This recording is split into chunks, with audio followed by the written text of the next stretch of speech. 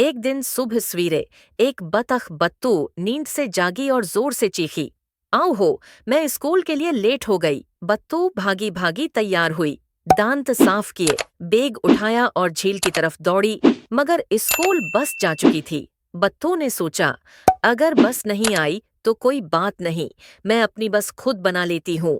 तो जनाब, बत्तू अपनी दोस्तों को बुलाने लगी। कुछवे को ड्राइवर बनाया क्योंकि वो बहुत आराम से चलाता है। मेंढक को हारन क्योंकि वो टराएं टराएं बहुत जोर से करता है। और मर्गी को टाइम कीपर क्योंकि वो हर वक्त कुकड़ों को करती रहती है।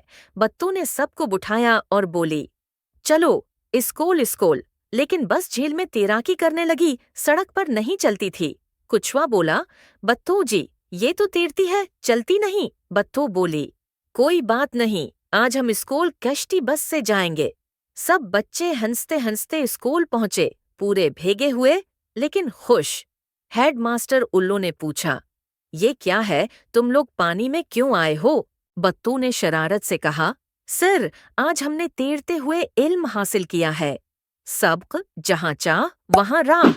और हाँ, दोस्तों के साथ हर सफर मजे का होता है।